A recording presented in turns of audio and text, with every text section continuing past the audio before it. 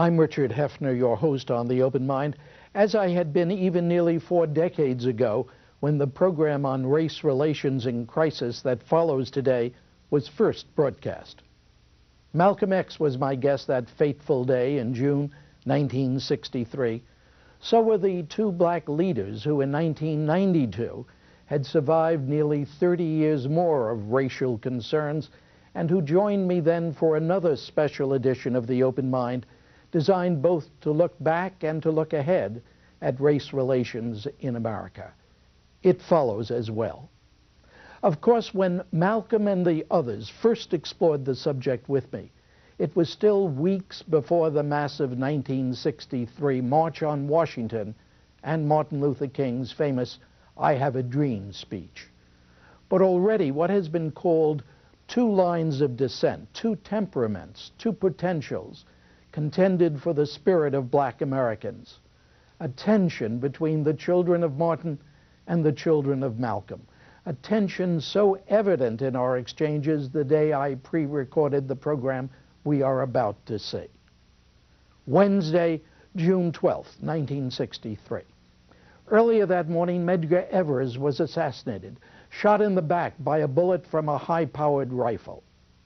Field Secretary for the National Association for the Advancement of Colored People in Jackson, Mississippi, Evers had long lived on the very edge of racial violence. At 14, his own father's good friend had been lynched for allegedly insulting a white woman. He had himself been beaten over the head with a revolver by a policeman. His life had repeatedly been threatened, and 10 days earlier he had said, "If I die, it will be in a good cause. I've been fighting for America as much as the soldiers in Vietnam."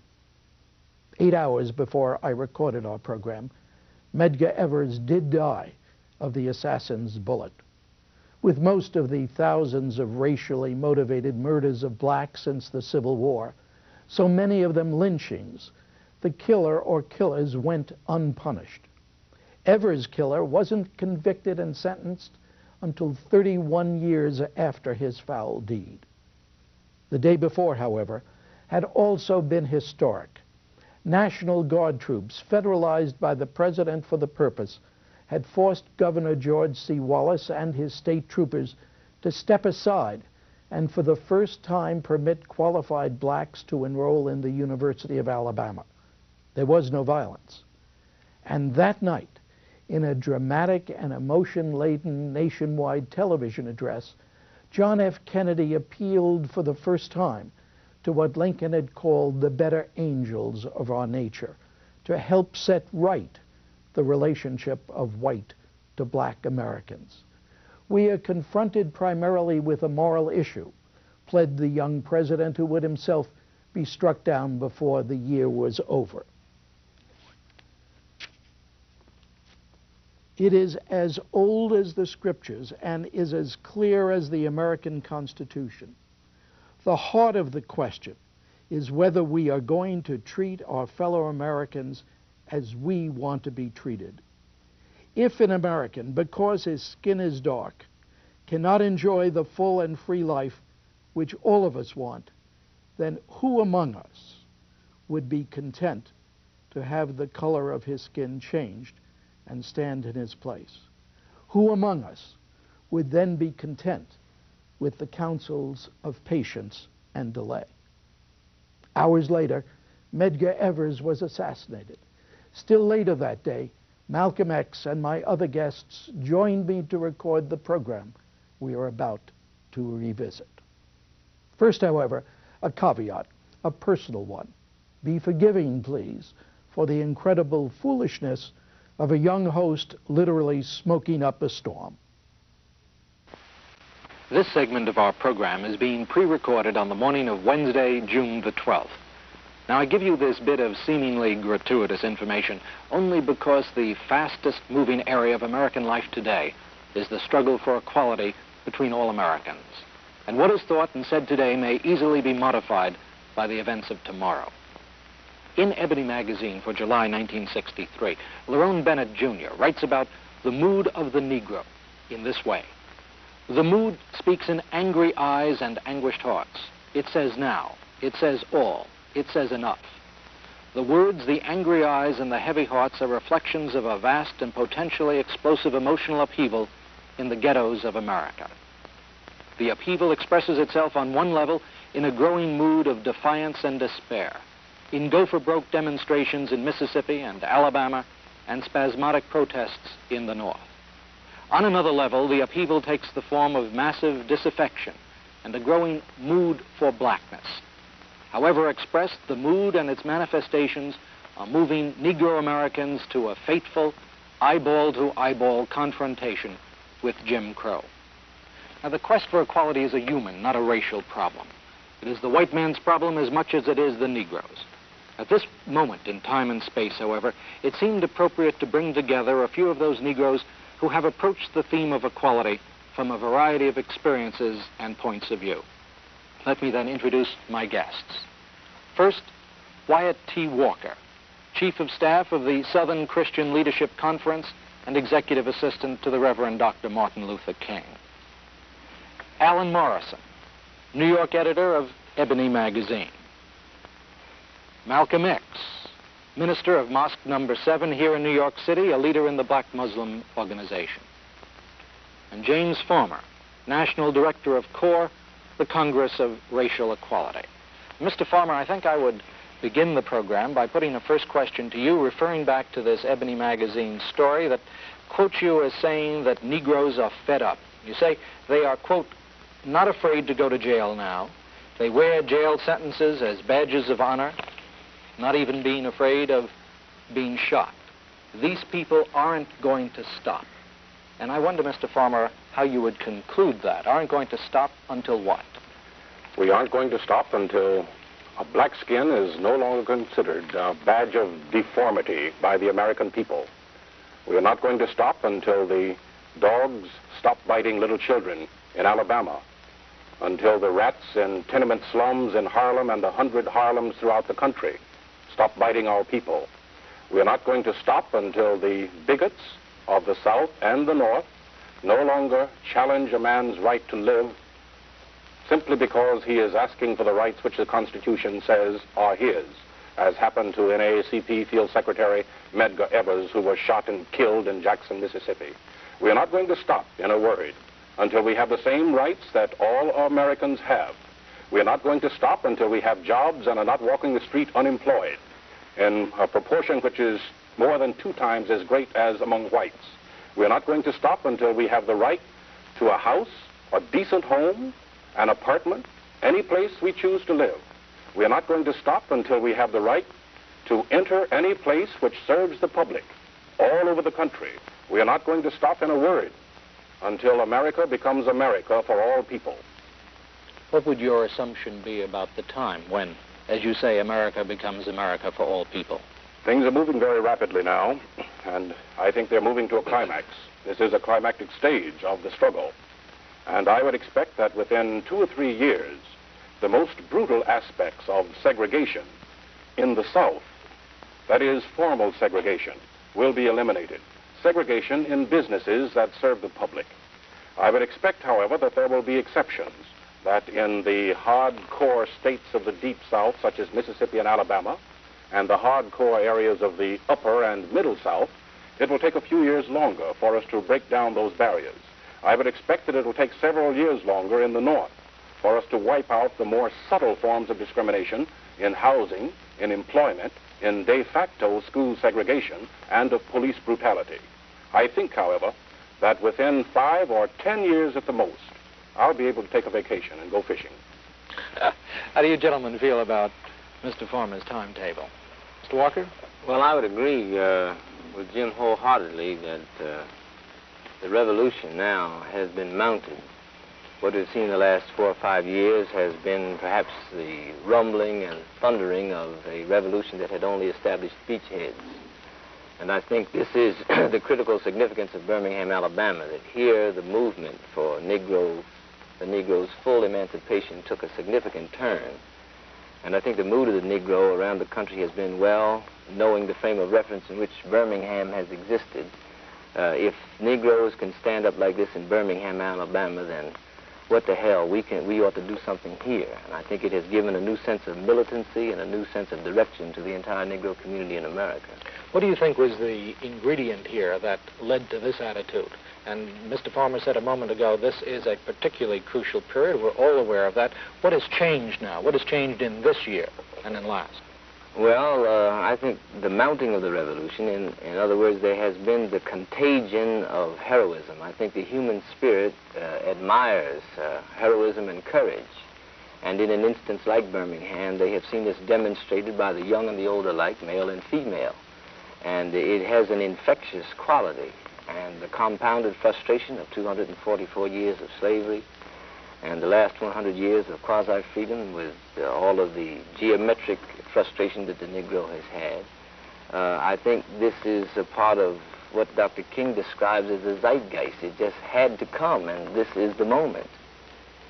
Malcolm X? Well, as a follower of the Honorable Elijah Muhammad and a Muslim, we believe that Mr. Muhammad has been raised by God to separate the so-called Negroes in this country from our former slave master and to lead us to a land of our own where we can stand on our own feet and solve our own problems. And because we religiously believe that it is intended, it is part of God's plan to separate the former slave, the so-called Negro, from the former slave master, the American white man, we also believe that every effort to force integration upon the white man or to force the so-called Negro into the white society is actually in divine opposition to God and will meet with bloodshed and destruction and no progress or benefit either to the so-called Negro or to the white man in this country. Mr. Morrison? Well, I agree with Reverend Wyatt Walker when he says that the revolution which is now going on in America against second-class citizenship and against racial oppression had to come. I don't altogether concur with Reverend King's analysis, which I think is well-intentioned but founded in his mystical philosophy that this is a zeitgeist period. I think the revolution was the result of inevitable historical forces, and we must recognize 100 years after the Emancipation Proclamation was issued that chattel slavery was succeeded by racial segregation, and that as chattel slavery had to be overwhelmed and destroyed by a military conflict and by force. And it may be necessary, as we are seeing today, that racial segregation has to be confronted in a similar manner, and that the force and might of the state has to be exerted in uprooting inequality from our society and in destroying racial segregation, which is simply the successor to chattel slavery. The revolution, and I am very glad to note that that word has reached a new significance and a respectability in our culture and language, embraces all classes of the Negro population, from the young to the old. They are united in a determination which has reached a zenith, a new point in fervor, that they will not suffer indignities further, and that they are prepared to die. Negroes are prepared to pay the price of violence in their struggle for equality, as a noted Negro educator stated this week, outside of the United States, I may note. But there it is. The confrontation is here, and we must face it and all of its consequences. And that we must also be prepared to realize that the struggle may take other than nonviolent means. Now, this does not mean that the Negro is by nature violent. The Negro wants his rights, And the Negro American will achieve his rights. But it may be necessary to defend his birthright, to defend his heritage, and to maintain his status and to go forward to the goals that he has set for himself, to protect his life, to protect his family, and to protect his status as a citizen. Violence is upon us, and we must face it. And I think that there is great alarm in the land, in high places as well as low. And I think it is reflected in President Kennedy's great concern about what he calls moving the Negro's demand for equality from the streets into the courts. It has been in the courts for a long time, and the Negro became impatient. He became impatient and demonstrated in the streets.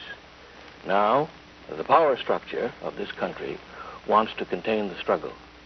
Where it will go from here, we now have to consider. What do you mean the power structure wants to contain the struggle? I mean that those interests who own, who run, who rule the economy and the political structure of this country are now terribly alarmed that the Negro's upsurge for equal rights and for the abolition of the badge of color, which Mr. Farmer referred to just a minute ago, may result in a grave destruction of the status of the United States and its economy. It could result in serious damage to the image of the United States abroad. A very interesting statement was made characterizing this threat. An organization was formed just a week ago by Negro intellectuals and a couple of political people. And the man who formed it said, it is now easier and it will become far more simpler to persuade and prevail upon the legislators in Congress to pass civil rights legislation because the danger, the menace to the system here, to American society, is great and serious. And he put it this way: the white man is afraid that the Negro is going to tear up the pea patch of America. Mr. Farmer? Well, I too think that the Negro's revolutionary struggle is a part of a historical process. We see a worldwide struggle for freedom, and Negroes could not escape becoming a part of that. This struggle is going on in Africa, in Asia, it's going on all over the world. And certainly the Negro American was bound to come to the point where he asked, what about this American faith and what about these tenets of democracy? Don't they apply to me? And if not now, when?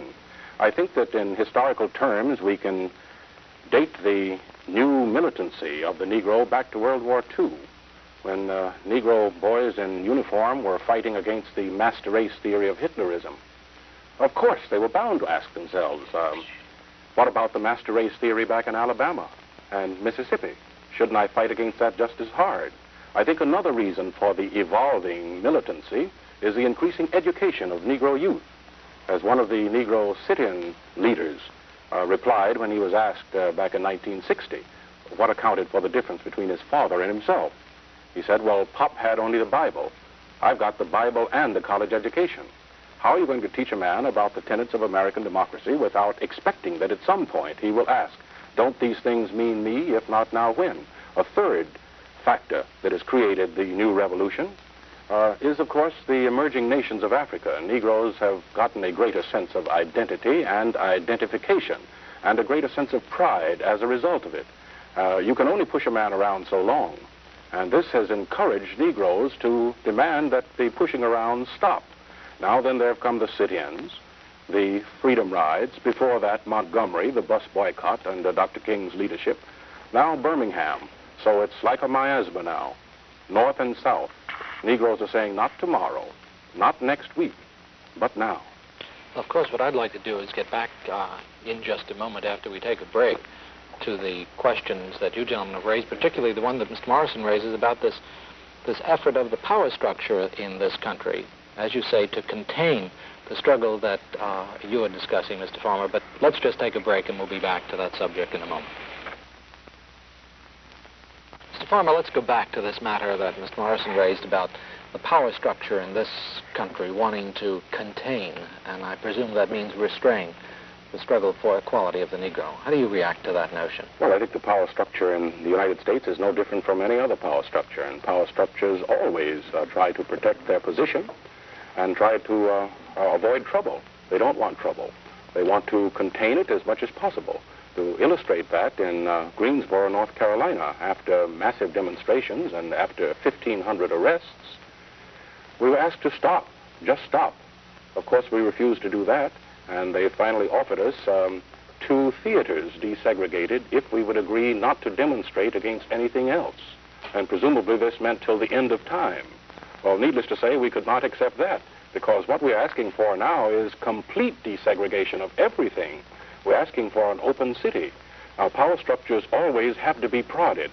And I think that if we continue to prod the power structure of the United States, as we're doing it now with marching feet, and by sitting in, with a demand for freedom, such as a picket line that is going on up in Harlem now, protesting unemployment and discrimination in the building trades, we will continue to prod the power structure so that the economic part of the power structure will realize that the choice is between granting the demands, the legitimate demands of Negroes, or going out of business. Yes, but when you talk about power structure, I think now of the national government, and I think of President Kennedy's speech on Tuesday night. I think of more than a locality, more than the particular economic interests involved. And I wonder whether you gentlemen feel that basically the American power structure, in all of its ramifications and implications, seeks to contain or restrain this before movement. Minister Malcolm takes off on this, let me make another comment with regard to the administration. The administration's position in the past 3 years has been to try to contain it, to stop the trouble. In the Freedom Ride, we were asked to stop and cool off. This has been the response of the administration at all times. But now, as there is growing momentum to the revolution, the administration is being pulled along. And I hope they'll be pulled along enough so that they'll take the lead and actually do something constructive. Well, let me, Malcolm X, if I may, let me pursue this just a moment, Mr. Farmer. When you talk about the administration, when you talk about containment, are you talking about containing the acts of violence or near violence, or are you talking about containing the Negro's effort to secure for himself the equality that is the birthright of all people? We're talking about containing the militant struggle. Stop what you are doing, and let's go back to the old way of doing it by sitting around the table and parceling out a few minor steps here and there.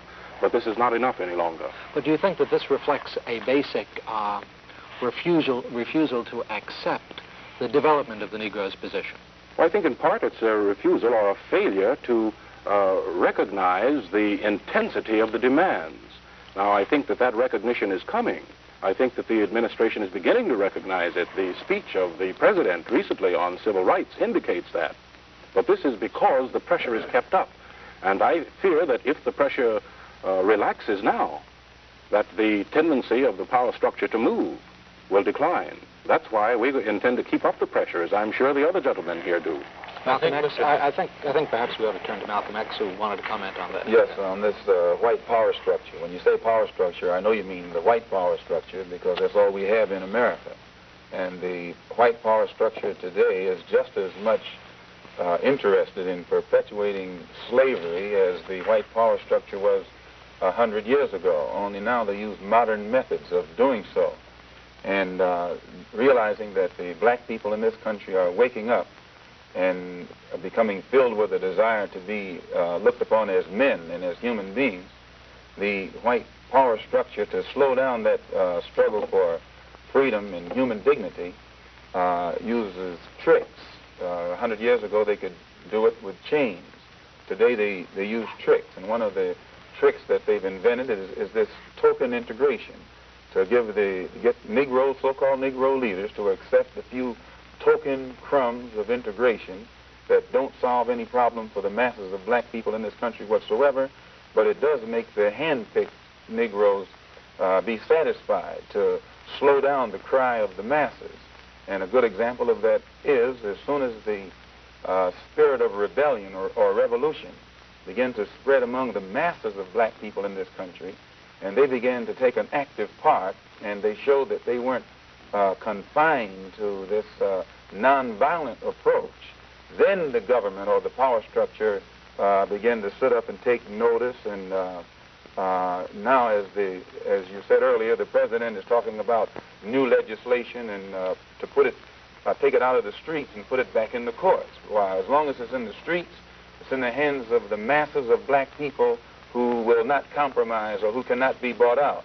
But when you put it back in the courts, then that puts it back into the hands of the hand-picked Negro leaders who will allow the judges and the other persons that are involved in this white power structure to slow them down. It's only a trick.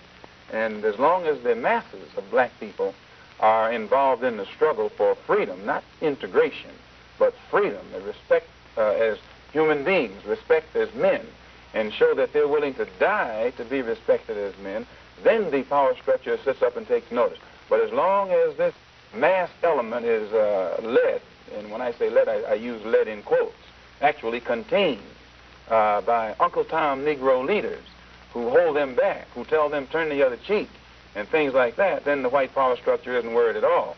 They're only worried when they know that the masses of black people are ready to explode, and in exploding it will destroy some of the furniture in their house, and then they react accordingly.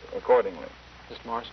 Well, I believe that the dominant interests in our society, which are white, of course, are extremely worried that their system will be seriously damaged. It is disrupted now, and they want to halt the disruption which is being caused by the rising wave of militancy among Negroes all over the country.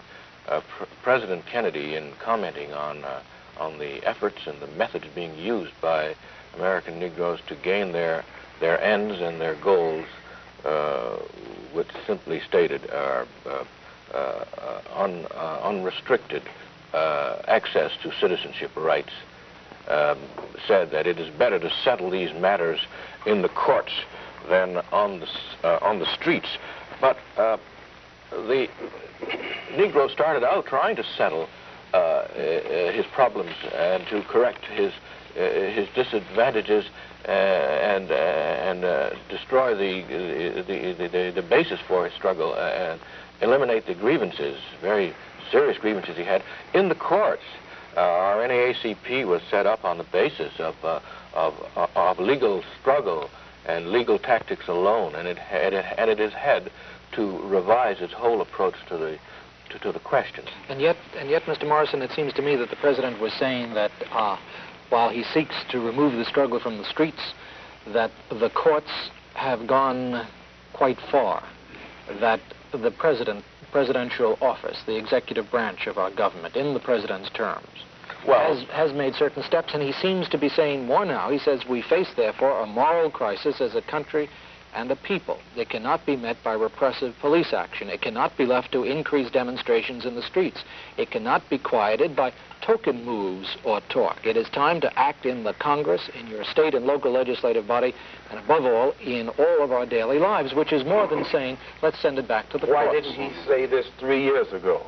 Why didn't he say this when all of these sit-ins and freedom rides were very peacefully going on in the South and in other parts of the North? The man didn't say anything until he found out that black people in this country were ready to explode. And as soon as he saw that the explosion then was a threat to the white society, he came up with this mealy-mouthed speech, which is too late, and it's only a speech. We still don't see any actions that have stemmed from it. It's still only in the stage of words. I think the speech is late, Minister Malcolm X, but not too late. No pronouncement that was that impressive and forthright from a president of the United States. No one made a better pronouncement than Abraham Lincoln made 100 years ago, and that still hasn't been put into practice. It's still a pronouncement. Sir, I applaud words for what words are worth, and those were good and beautiful words. Now we want to see the president follow up these words with deeds, because we will judge him in the next election. We will judge the entire administration, not by the beauty of the words which they uttered, nor the soundness of those words. We will judge them by what they do. Now, what can he do? He will propose legislation. This legislation must be forthright and powerful legislation, covering the whole gamut of discrimination against Negroes in housing, in employment, in schools, in public places. It must strike at the very root of segregation and prejudice. The president must do more than propose the legislation. He must get out and fight for it. He has a good chance of pushing it through now. I'd like to remind us that the president, in part, foreclosed the possibility of success of civil rights legislation by not fighting for a change in Senate Rule 22 at the beginning of this session of Congress. Now it'll be more difficult, but I think he can push it through. And I'd like to say that we are not going to sit by idly if we have to be spectators at the same old tragic comic opera of a filibuster in the Senate of the United States. We plan to have demonstrations, nonviolent demonstrations, and massive there. And I'm sure Wyatt Walker can tell you that they have similar plans. Yes, I would heartily agree with Jim Farmer, and I can understand the impatience and frustration that Malcolm X evidences. Not frustration. I want to straighten you out. Maybe impatience, but not frustration. Well, you're only frustrated when you don't get what you expect. And a black man is out of his mind after sitting around here listening to these political speeches by politicians for 100 years. He's out of his mind if he thinks that he's going to get anything more today than he got 100 years ago. Well, I was about to say that Mr. Kennedy probably has another think coming if he proposes legislation, and I personally don't believe that it has a prayer of passing. I hope he doesn't think that this politically will get him off of the hook. Merely to propose it and then it gets killed by a filibuster will not be enough. And as Jim Farmer's indicated, CORE has some definite plans, as does the Southern Christian Leadership Conference. I don't think it can be solved this summer by proposed legislation, which seems to me destined for failure. I think it's got to come through some strong executive action. It may be that we'll have to see martial law declared in several areas throughout the South. You mean a military dictatorship? Well, I don't choose to describe it as. It'll take a military dictatorship to bring black people and white people together in the same house. It'll take a military. If all of the token integration, which you've seen in the South, and it's only tokenism, and if this has caused the bloodshed that it has, what do you think white people, both North and South, will do on the basis of real integration? If you only ask for crumbs, and the granting of those crumbs causes bloodshed, what do you think will be caused when you ask for a loaf of bread or a bakery in which to bake your own bread? Well, let me continue with the business of the power structure, which is the point I ultimately wanted to make about wanting to contain it. I agree with Mr. Morrison in point that they'd like to have the revolution developed on a schedule, but revolutions don't develop like that. And I think this is what's apparent to the administration and to the whole nation. And the reason we're having such a thrust now is because America as a nation has never really grappled with the problem of race and color prejudice in America. And its most grievous error was made shortly after the Emancipation Proclamation, when it made a moral compromise, and we're bearing the fruits of it now. And the revolution is not going to develop in an orderly and scheduled fashion. It's going to develop so fast that the administration won't be able to cope with it until something is done nationwide, north, south, east, and west. I don't think there's any other course for it to take. And in some moments, I think it's going to be even more swift than what Jim Farmer conjectured. We may see the resolution of this in another year. Farmer? Yes, I think what the power structure is really afraid of, more so than guns, because they can get bigger guns, they can pull up howitzers in the age of the atomic bomb and the nuclear bomb. They're not so much afraid of the guns which we may have. We don't have many guns compared with the guns which they can pull up. They are more afraid of the dollar. A. Philip Randolph has said that the only book which is universally understood in our country is the pocketbook. And he's right. What the businessmen in Greensboro were scared to death of was the fact that people were not buying. Not only black people, but white people were staying off the streets, perhaps for different reasons. I'm sure for different reasons. But they were staying off the streets downtown. Nobody was buying. And if they can't make money out of the situation, then they want to do a rethink. because they love the dollars more than they love discrimination and segregation. Now, we in CORE are going to use the dollar weapon more than we've ever used it before. We have set a deadline of July 4th, and we are calling upon all businesses that are parts of chains, north and south, not only to stop segregating in their facilities, but also to stop discriminating in their employ. They must employ Negroes and whites in all categories by July 4th. If they do not, and if they are parts of national chains, then they will face imminent boycotts, economic pressure, and mass demonstrations. Now, we're not saying that they have to complete the process of creating open businesses without discrimination by July 4th, but at least there has to be a commitment for the imminent end of segregation and discrimination in their places of accommodation. It should be also said, to buttress what Jim has just indicated, that this is why the power structure wants to contain it, because granting to the Negro full emancipation means a readjustment of the entire economy of the United States, the financial economy and the political economy. Once the Negro is given that, then America has to change its entire posture. I think it's inevitable move toward some kind of socialism of a sort. Mr. Walker, are you saying, and I would like to ask you, the rest of you gentlemen, this question, are you saying, therefore, that you do not believe that President Kennedy and the present administration mean what it is they say? Let's forget the question of tactics or delay or whether this should have come 3 years ago or what. But are you saying, when you refer to the power structure and you're talking about a fear of something akin to socialism, a thorough changing of our economic and political structure, are you saying that this administration and all of those political leaders who have stood through the years for the fight that you are waging, are you saying that they don't mean what they say? I think it's well-intentioned, but when I look at it realistically as a Negro living in the Deep South, I do not see that this is sufficient to bring about what needs to be done immediately. I don't think legislation alone can do it. And I do believe that... How can you believe it's well-intentioned, then? Well, I'm charitable enough to believe it's well-intentioned. I don't think it's realistic. That's why we're still in the condition that we're in. Our leaders are too charitable toward those politicians who have been using flowery words but not coming up with deeds that will be equal to those words. Sir, I think the real question is not whether they mean it, but what they do about it, whether they can pull it off. Because we've heard good words for hundreds of years now, and they haven't come off. Yes. Now, maybe they've meant it. I don't know. I can't look into a man's mind and read his mind. I'm not a mind reader. But what I know is that those words have not been backed up by deeds. So we will have to judge the administration. We'll have to judge its good intentions by what it does, not by what it says. But, of course, it all comes back to Mr. Morrison's statement about power structure. And this is why I keep not beating a dead horse, because it's hardly dead. Coming back to the question of whether you feel that basically the power structure, however one might define that in this country, is basically opposed to the Negro's search for equality. This, it seems to me, is such a basic question, and such a basic question that we ought to take a break for a moment and come back to it in just a moment.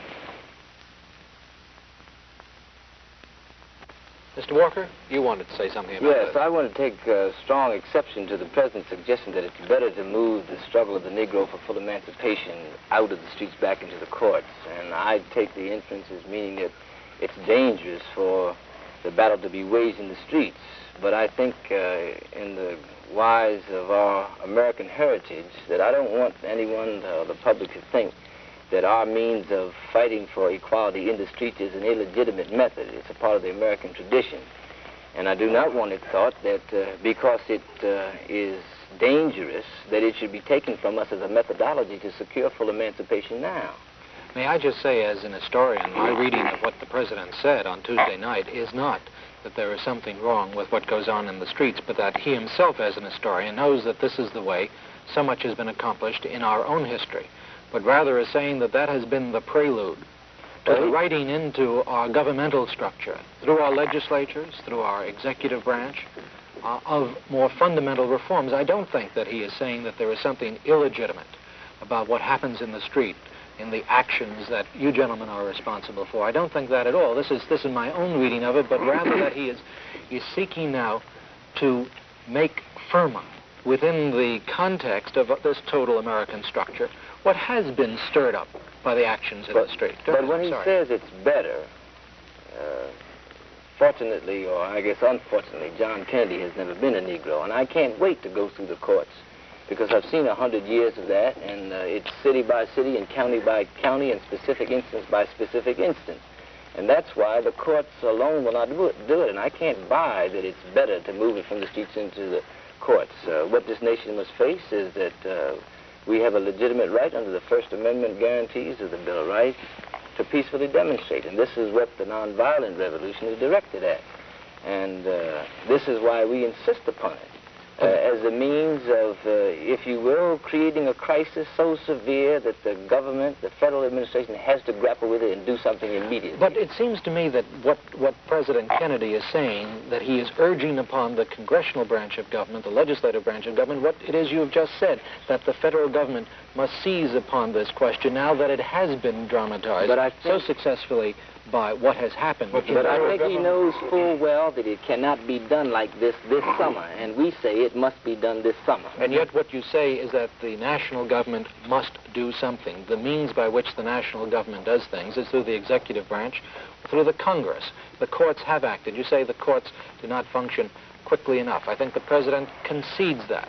I'm not here, obviously, as moderator, and forgive me for stepping out of my role, taking one position or another, but rather trying to clarify what it is that the president has said. And he is not, it seems to me, denying the validity of what happens in the streets, but rather, as you have suggested, saying this must lead now to other action, and is urging upon the Congress this other action. Let me press this point a little bit further about legislation. Just Sunday, Anel Ponder, one of our field secretaries, and 6 other ladies and young girls were returning from South Georgia, and in Winona, Mississippi, they went into the previously all-white waiting room of a Trailway bus station. And this is supposed to have been settled by legislation and ICC regulations 2 years ago, climaxed in the Freedom Ride. Yet they were arrested and beaten and put in jail and held incommunicado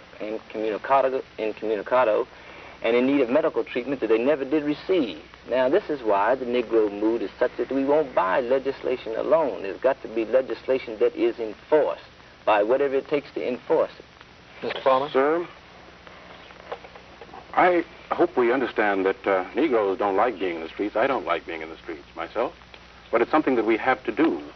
I would much rather stay at home. I would much rather take things easy. I'll only be able to take things easy, you see, when this problem is settled. That's the way that we can get the matter out of the streets, by settling it. And the sooner we do it, the better for all of us. Until it is settled, we intend to stay in the streets, not as something we want to do, but as something we have to do. Mr. Morrison? President Kennedy not only stated that that his administration considered it much better, I would also assume safer, for the struggle of the Negro population to be removed from the area of street demonstrations and protest to the courts. But he also stated, and I quote, where legal remedies are not at hand, redress is sought in the streets in demonstrations, parades, and protests, which create tensions and threaten violence. Well, I say that responsibility for the tensions and violence lies not with the Negro people, who are proceeding peacefully and legitimately for legitimate rights which the Constitution says they should have, and privileges which have been denied them as citizens. And I also say that in the tradition of American struggle for freedom, street demonstrations and public protest are completely consistent with American rights and with American history. We must not forget that the revolution which created independence for this republic was started in such a street demonstration on Boston Common. And a Negro played a rather significant role in that demonstration, even though the Negro population of that country, of this country at that time, was not a political factor, but was enslaved. Well, I don't think that there's any question but that anyone who knows the history of this country would concede, in fact, insist that this kind of street work, street fighting, the indication by the mass of the people of their feelings has been quite consistent, and as a matter of fact, perhaps been one of the finest aspects of the American heritage. Whether it was the farmers who said they better raise less corn and more hell, or whatever group it might be, but their action led to change, led to governmental change, led to legislative change, which the president is now urging. And it just seems to me, and I don't want to pursue this further, but it just does seem to me that the president isn't denying the validity of the action, of mass demonstration, of what has taken place on the part of your movement, Mr. Walker, your movement, Mr. Farmer, but rather is saying this must now be institutionalized, which is what I should imagine you gentlemen would want. But you can't compare the revolt of farmers with the revolt of black people in this country, because if the farmers are revolting over more or less corn, which is in no way involves the Constitution or what this country is supposed to stand for, but the black man in this country is supposed to be getting freedom. The country is supposed to be based on that. Democracy, freedom, justice, equality, and all that stuff that they teach us in school. And now, why should the black man have to go to court to get freedom when a white man in this country is free when he's born? Why should the black man need some legislation to prove that he's a human being when you don't need any legislation to prove that whites are human beings? So I make this point because, to come right back to my initial statement at the outset of the program, you will never get real freedom and recognition between black and white people in this country without destroying the country, without destroying the present political system, without destroying the present economic system, without rewriting the entire Constitution. It'll be a complete destruction of everything that America supposedly stands for before a white man in this country will recognize a black man as something on the same level with himself. And this is why the Honorable Elijah Muhammad teaches us that the best way to solve the problem is complete separation. Let the black man, those of our people in this country who want to, have a country of our own where we can go and stand on our own feet and solve our own problems and not have to continue going to court or waiting for some politician to legislate for another 100 or 2 years to prove that we're human beings. Mr. Moderator, I've discussed this with Minister Malcolm before, and after seeing Mississippi and Alabama close up, I'd be glad to give him those states if it were within my power to do so. Yet, as I think I've said before, why Minister Malcolm, as I've said before, Minister Malcolm, the thing that bothers me about your idea of a black nation within a nation, presumably, if it can be effected then, is that if the white man hates us as much as you say he does, what a target would make if we were all together. All right. His deeds. Okay, but now let's see. Okay, if he hates us that much, then I would hate to be all gathered in one place. I'd rather be dispersed throughout this nation. He could drop one controlled atom bomb and wipe us out. He could strangle us with a net of... He's wiping you out. He could strangle us. Secretary May I finish? He certainly did. But he could strangle us with an economic noose around our Negroes are strangled already. All right, Gentlemen, I would rather be dispersed, Minister Malcolm, and I think then I would make a poor target. You know, if you're all together, one gun can shoot you. Harlem is all But if you're together. scattered. Washington D.C. has already become Washington D.C. has already become an all-black city. This is why Harlem is being strangled economically, I think now, and this is why this summer we plan to have task force people, volunteers, working in key sections like Harlem, the Bedford-Stuyvesant area, and Newark, New Jersey, to tackle these slums and to organize the tenants for possible rent strikes against the terrible conditions that exist there. Mr. Farmer, this is what I wanted to ask you when you mentioned your July 4th deadline before. What actually is going to take place on July the 5th? Well, I would not say July 5th. Maybe it'll be the evening of July 4th, or maybe it'll be the morning of July 6th. But for those concerns that parts of chains that have units in the South that are still segregated, or South and North fail to employ Negroes without discrimination, there will be nationwide demonstrations in cities all over the country simultaneously. They will demonstrate, there will be sit-ins, there will be an economic boycott. We are now in negotiation with some of these companies, some of these chains, and at least in one case, They have agreed complete desegregation and an end to discrimination in employment. And I hope others will come across by July 4th. If they don't, then we plan to take our necessary action. What do you think will happen? Well, I think that there will be some that won't come across. I think there will be some which will offer token compliance with our demands. And tokenism will not be accepted. We've gotten beyond tokenism now. We demand the whole loaf. We want an open city, open states, and an open country. We want, in other words, to get this nonsense of race and racism behind us so that we can release the tremendous resources that are being tied up, not only in terms of money, in terms of talent and intelligence and thought, to work on the problems of unemployment generally, the problems of disease and health, the other problems that afflict all people in our country. When you say we, and we are going to bring this about, what do you mean? When I say we, I mean the Congress of Racial Equality and its 70 units throughout the country. And what about its connections with other Negro groups? To what extent will there be that unity of action? There is a complete cooperation between the groups, as Reverend Wyatt Walker can tell you. We have worked closely with them and have enjoyed their support, and they have enjoyed our support in their projects. And we expect that that support and cooperation will be a continuing thing. The NAACP is another example of that cooperation. In city after city in North Carolina, we are working closely with the NAACP in a coordinated drive.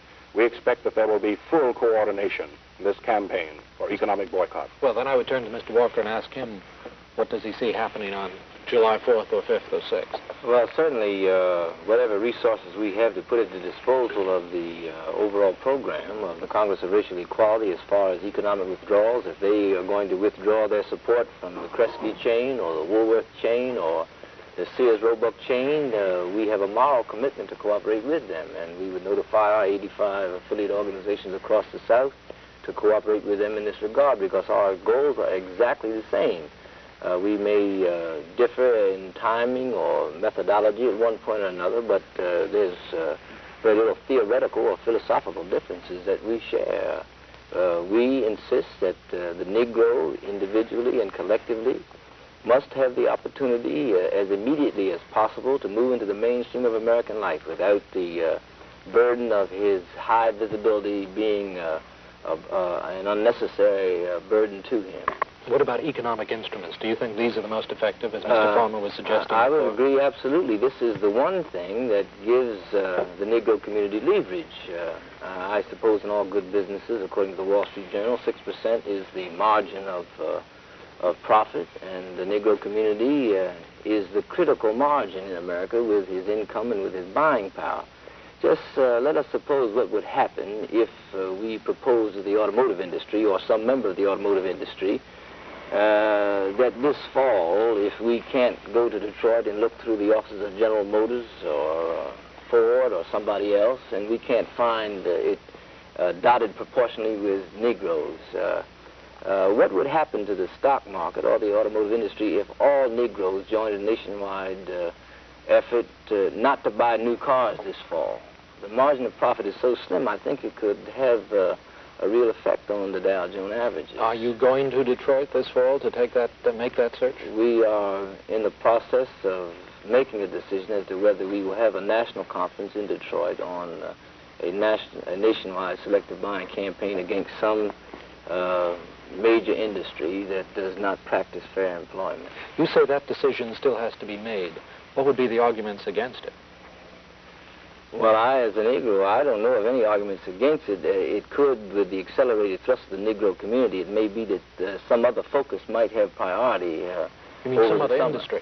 Some other industry or some other focus. But I gather what you gentlemen are saying that we can expect this year to find some kind of massive economic The year of 63 action. is going to be a year of decision for America and for the Negro community.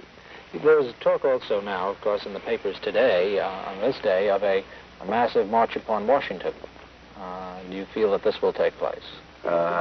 If reasonable goals are not reached on the national scene, I think it is highly probable. What do you mean by reasonable? Well, here again, I suppose you might consider this charitable, but some good faith and reasonable efforts and results over this summer. I would say before Congress dismisses. Well, let me turn back to Mr. Farmer and ask him what he would consider reasonable. You haven't mentioned marches on Washington, but of course they appear in the, word of them appear in the paper today. Do you think that this is going to achieve anything important for you? Well, I think it might. The more pressure we can maintain on the situation now, the better it'll be. And incidentally, Corps is cooperating in the plans for a march on Washington. We will be participating in it if it is necessary for there to be a march. And by necessary, I mean if there is still discrimination in employment and still proportionately 2.5 times as many Negroes unemployed in our country as whites, then it'll be necessary for us to march on Washington. I'm sorry, Mr. Walker. We've got to do something about the voting inequities in the South. I was so dismayed at the program Meet the Press when Governor Wallace says to the nation that Negroes are voting all over Alabama. And I could name almost 24 counties where a Negro has never voted at all, where there are 10 counties where no Negro has been on the registration list. Well, of course. And you've got a 21 question form that has to be filled out, and the only way you know you're registered is you get a letter from the registrar. Who knows whether it goes into file 13 or not. 2 years ago, we had a drive in Montgomery, Alabama, where 4,000 Negroes applied, and when the registration books were closed, they announced that 210-odd people had passed the test. Well, this is all in the hands of white registrars and white racists. The Negro just cannot get a fair shake at the voting booth, and this is another one of our primary concerns. In a moment, we'll come back, and at that point, Mr. Farmer, I'd like to ask you, actually, whether, by definition, in terms of what you say the criteria must be to avoid such a march, there isn't going to have to be one, but let's talk about that in just a moment. Mr. Farmer, a moment or so ago, you were talking about the conditions which would have to exist if there were to be this march on Washington, if there were to be the kind of action that you gentlemen have talked about for the summer of this year. It seemed to me, as you described what it is you feel must be accomplished to avoid that we're not going to avoid that. You seem to be asking for things that were quite legitimate. Everyone at this table and many, many, many other people, but it didn't seem to me that it was too likely that you were going to achieve what it is you want to achieve. Does this mean that this summer we'll see the kind of march on Washington, we'll see the kind of action that you're talking about? There will be a march on Washington early in the fall unless these demands are met, and I think that they are legitimate demands. What the federal government has to do or needs to do in order to prevent such a march is, first of all, to pass strong civil rights legislation with teeth in it. Second, to see that all places that serve the public are completely desegregated. And third, stop using federal funds to subsidize segregation. In the Area Redevelopment Administration, where funds are loaned to businesses that want to build units in the South, factories or what have you. Many of these businesses that go south then employ only white persons. I saw a sign on a highway in South Carolina just a month ago stating that such and such a firm will build a factory here on this site. 500 white women will be hired. Now, this was to be with money loaned by the federal government to the concern. Well, that has to stop. We have to put an end to discrimination in employment. I think it can be done. I think it must be done. Do you assume that enough will be done by the fall of the year to avoid the kind of march you've talked about? Well, I'm not assuming anything. These are our demands. And if they are met, we'll be delighted, because I don't want to march. I have bad feet. I don't like marching. But if I have to march, I will march, because there is something that is more important than my feet. In the criteria you establish, I wonder about the question of federal aid to education and the importance in your mind of preventing such aid from going to southern states or other states that officially practice discrimination. Yes, as long as those states practice segregation or discrimination officially, then federal funds should not be used there. Or unofficially. Unofficially, yes. This was a recommendation of the Civil Rights Commission that all federal funds be withdrawn from Mississippi. I go along with that. I believe in it. Now, Corps is waging a campaign now against school bonds that are issued by school districts, cities, and states in the Deep South where the schools are completely segregated.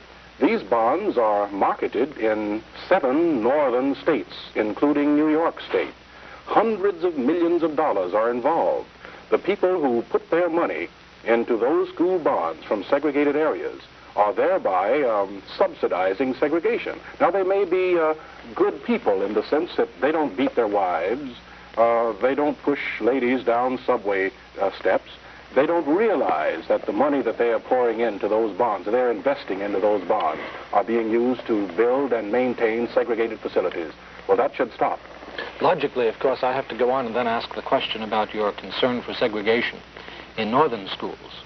And logically thereafter, I suppose I must ask about your attitude toward the bond issues floated in northern communities to support schools in which you do not feel there has been sufficient effort toward integration. Well, let me say that I think segregated schools are bad and a violation of the Supreme Court ruling, whether they are by law segregated or de facto segregated, by law in the South and de facto in the North. There's just as much school segregation in the North as there is in the South. So this will be the next step. Our first step in this campaign is to stop the errant segregation that exists by law in the South. Then we will turn this campaign into northern cities. We are presently, as you know, engaged in drives in city after city in the North to eliminate de facto segregation. There have been boycotts, student boycotts, in which we've been involved. And in Englewood, where the local core chapter is involved, there has been for a long time now a study inn. This is a new kind of inn where the kids, the children who were boycotting the school, decided that they would attend the other school where they wanted to go and would receive a better education.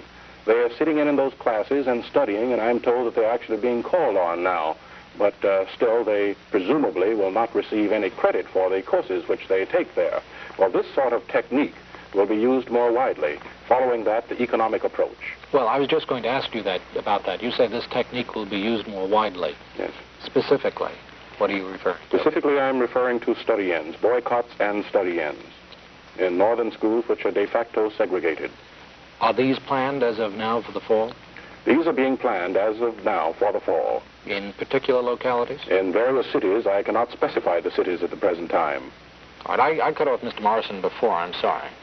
Oh, I was going to say that the proposal to withdraw federal financial aid and subsidies from those southern states which practice segregation officially, and as Reverend Walker pointed out, unofficially, is a good, sound one. It has been advocated before. It is not really new. But what I think was most significant historically about the last demand was that it came from an official agency of the United States government, the United States Civil Rights Commission, which significantly is predominantly white. And it shows, I think, Minister Malcolm X, that there are many white people who favor drastic action against the segregationists of the South and are seeking conscientiously to end segregation and to create equality between Negroes and whites in America. But if there are many whites who are trying to do this, why isn't more being done about it? Well, because what you're saying in essence is that the government is responsible for segregation, that the government is subsidizing segregation, that the government is the one that's actually instigating and carrying out this segregation that the politicians profess to be against. Well, more should be done about it. Of course, I will readily grant that. But, and the second point, I think that the federal government is aiding and abetting the continuance of segregation in the South if it persists in making financial subsidies from public funds available to states which defy the courts of the land and which refuse to implement the ruling of the United States Supreme Court in 1954. I also want to point out as strongly as possible that traditionally successive federal administrations have failed to tackle the problem of using coercive action, and I use that term in its constitutional context, against the segregationist southern governments. And they have done it for political reasons. All of the segregationist southern governments are Democrats. You have a Democratic administration sitting in Washington, D.C. Well, whoever practices it is still wrong. But the point is, how can the Kennedy brothers, who are Democrats and are supposedly some of the strongest politicians in this country with political power, how is it that they cannot get their segregationist party members to go along with their program if the program of the segregationists differs from the program of the whites who are in power in Washington, D.C.? Well, I don't think they should try very hard, because obviously there's a fundamental conflict. They have to be in cahoots with each other. Policy, philosophy, and ideology between the Democrats outside of the South and the Democrats in the South. The Democrats in the North never condemn and disassociate themselves from the Democrats in the South. It is the Democrats in the South who defect from the party. I wish to make one correction there. That was done in 1948 by President Harry Truman, who challenged the segregationist South and introduced and advocated a civil rights program which resulted in the secession from the Democratic Party. It was a temporary secession, mind you. But nevertheless, it was a secession. And was the civil rights program passed? No, it wasn't. Mm-hmm. Yes, I'd like to point out that I don't think that the Deep South states can be persuaded or convinced by reasoning or by logic to desegregate, to end segregation. It has to be, as Alan Morrison indicated, by using coercive means, either economic coercion or political coercion or what have you, or the type of coercion that we are using in the streets now. And I don't care whether this is done by a Democratic administration or a Republican administration. I don't think either one of them would be able to persuade or to convince Mississippi and Alabama to desegregate. Mr. Farmer, why say the Deep South when Inglewood is not in the Deep South, New Rochelle is not in the Deep South, Chicago is not in the Deep South, and by your own admission, there is as much segregation practiced in the North as in the South, but it's done in a more subtle way. And the mistake that is made by many of our people who are in this so-called civil rights struggle, I have to say so-called civil rights struggle, is they always make a distinction between North and South. You don't find the black man in the South doesn't catch as much hell as the black man in the North. Only difference is the black man in the South knows where it is, and the black man in the North is being tricked every day by white liberals who grin in his face and pretend to be his friend, but at the same time is practicing segregation just as much as the white man in the South is practicing it. Well, I don't know whether I could accept that altogether, Malcolm, because you live in the North predominantly, and I don't think you could speak for the experiences that I or we as Southerners have. I think a Negro catches hell all over the country being a Negro, and I think we have said from our movement, I'm speaking of Jim and the posture that Alan Morrison and I represent, that we say it is a national dilemma which has to be grappled with. It has different forms. I think in the South it's not only emotional and psychological, but it's also physical. And I don't know whether you can put a slide rule to measure it. It's just a problem all over the nation, and we're on the threshold, I trust, of really grappling with it for the first time. In the South, you're dealing with a wolf who lets you know where you stand. In the North, we're dealing with a fox who grins in our face and makes us think that we're getting some kind of freedom or that we're in a different place. You are agreeing with me. Yes, let me say that I don't think it's a fruitful discussion as to whether the thing is worse in the South or worse in the North. It's bad as anything, both places, all over the country. And it doesn't matter the shape that it takes one place or another. Now, we are in the streets in the North, in Inglewood, in California, in New York, just as we are in the streets in the South. And what has been accomplished?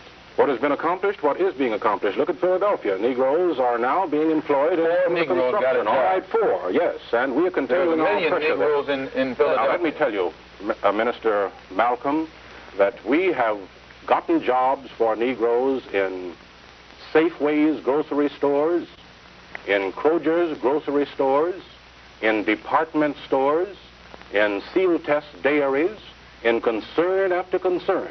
And not 4. Mr. Farmer. Not 40. Whenever you have... But they number in the hundreds. Whenever you have thousands of Negroes demonstrating for jobs, as was demonstrated beautifully in Philadelphia, and then the leadership settled for 4 jobs, I can't see where that's progress. Now, let me tell you, in our campaign against the leading dairy in New York, we did not settle for 4 jobs. We did not settle for 40 jobs. The demonstrations in Philadelphia were settled for 4 jobs. I'm not speaking of Philadelphia demonstration. I'm speaking of the dairy that we had a boycott against.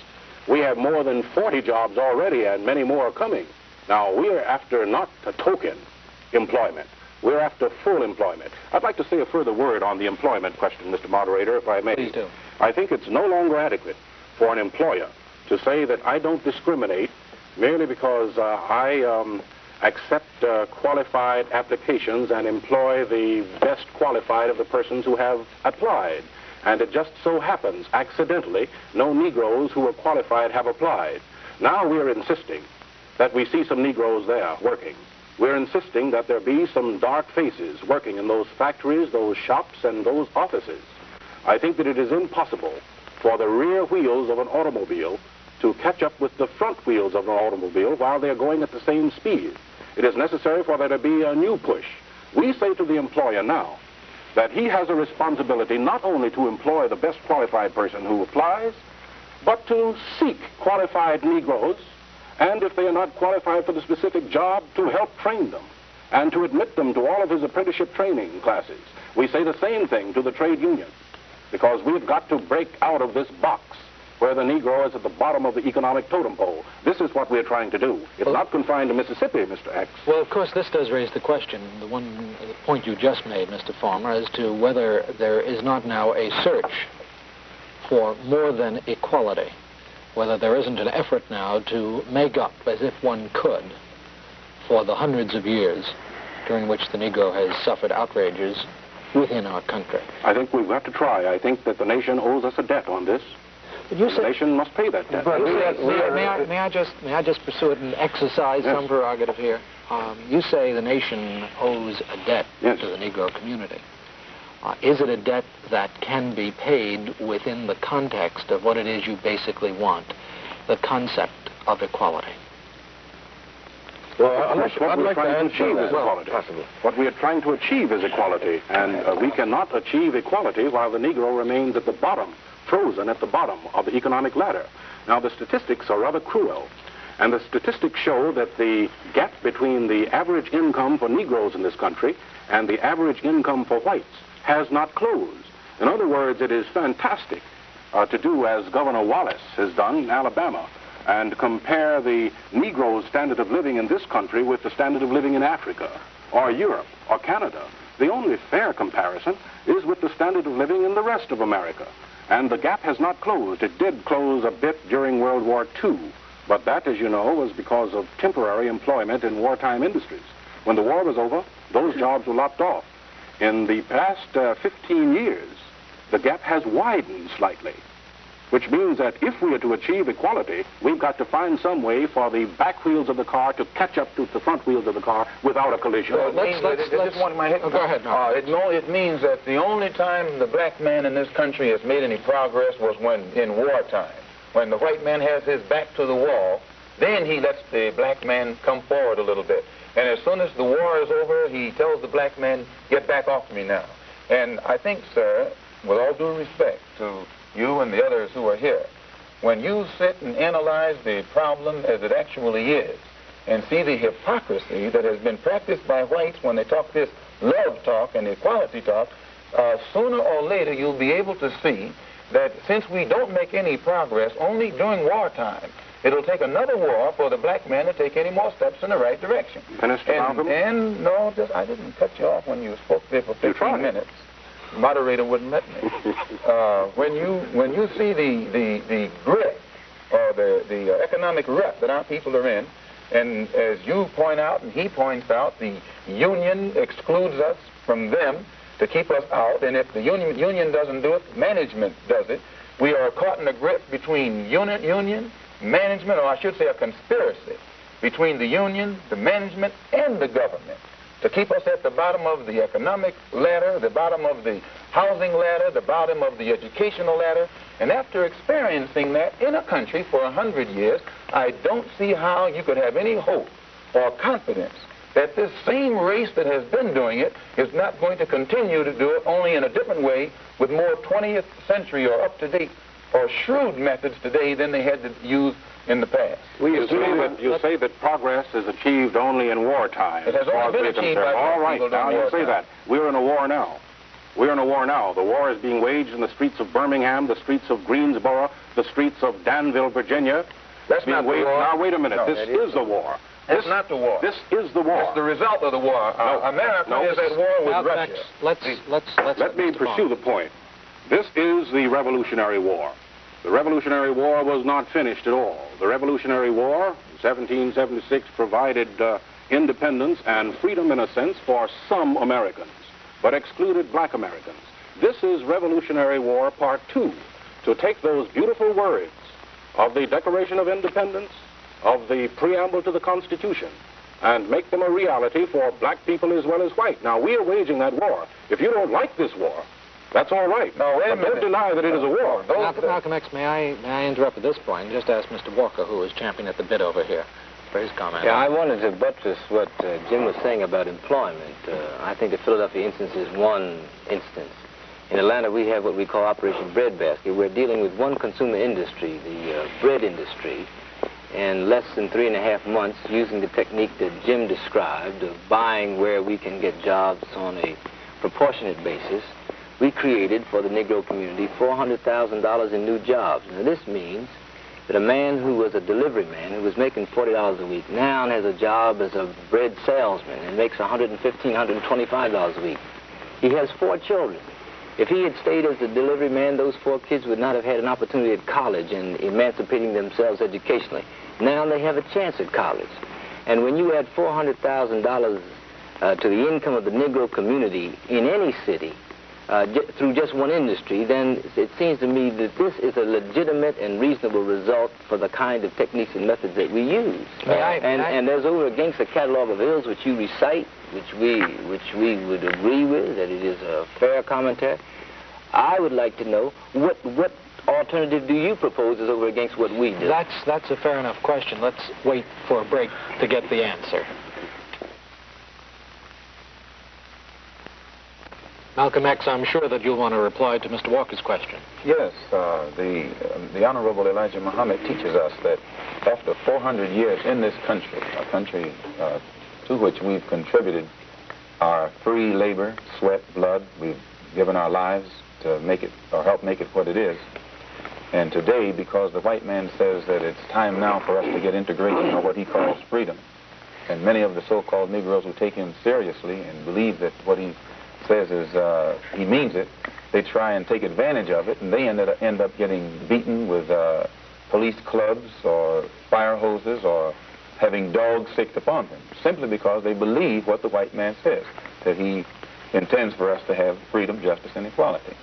So Mr. Muhammad says, in the face of all of this, since we see that we just can't get justice here, and by justice I mean economic security, political security, social security, and so forth, the best solution is for the white man to allow the 20 million black people in this country to go back to our own home, those who want to go back to our own home and to our own people, and that the government itself should give us everything we need to go back to our own home and start life anew in our own land among our own people. And then if the government doesn't want to do that, since they don't want us to leave and they want us to stay here with them, we don't get along together, then Mr. Muhammad says the best solution is to separate part of the country here and give us a place to ourselves where we can then go and set up our own agricultural system, our own economic system, and try and do something to provide food, clothing, and shelter, and the things that our people need in order to live. In other words, give us a chance to solve our own problem among ourselves on some land of our own, instead of continually trying to force us into white society, where the white society knows we're absolutely not wanted, and a white society which knows it will never accept its ex-slave on the same level with itself as something equal with itself. Well, of course, this kind of separatism harks back, I think, to something that Mr. Farmer said before that I'd like to pick up too. It isn't, Mr. Farmer said, I suspect he would not want equated with that separatism, but you said something before about the rear wheels of the car not being able to catch up with the front wheels. And you're hinting here that at something more or less, and I think it might be legitimate to say there would be some who would say it was something less than equality, if you're saying that there must be something compensatory now for the indebtedness of centuries. Well, I think the analogy that I used has a bearing upon separatism only in the sense that the back wheels are separate from the front wheels of a car. Needless to say, I'm not in favor of splitting the car down the middle, or 1/10 and 9/10, and moving the back wheel someplace else. I don't think that they'll get along. I don't think that they'll be motivated by the motor. Well, what are you asking for? I am asking for compensatory, preferential hiring. I think that it is essential for the salvation of this nation. Now, a study was conducted by the President's Commission of Economic Advisors, which came out with some very interesting and I think significant figures. It indicated that the gross national product of the whole nation suffers to the tune of $13 billion a year because of discrimination in employment against Negroes. To put it another way, if the training and skills and qualifications of Negro citizens, as they are now, were fully utilized in employment, $13 billion a year would be added to the national economy. Now, if, in addition to that, the training, the skills, and the education of Negroes in this country was brought up to the level of that of whites, and then their new skills and training and education utilized in employment to the full, $17 billion a year would be added to the national economy. I say that to say that I think that it's in the interest of the nation and its welfare now to adopt a policy of compensatory treatment because of the discrimination of 100 years, discrimination in education, in training, and in employment. Otherwise, we will not break this vicious cycle. Mr. Morrison?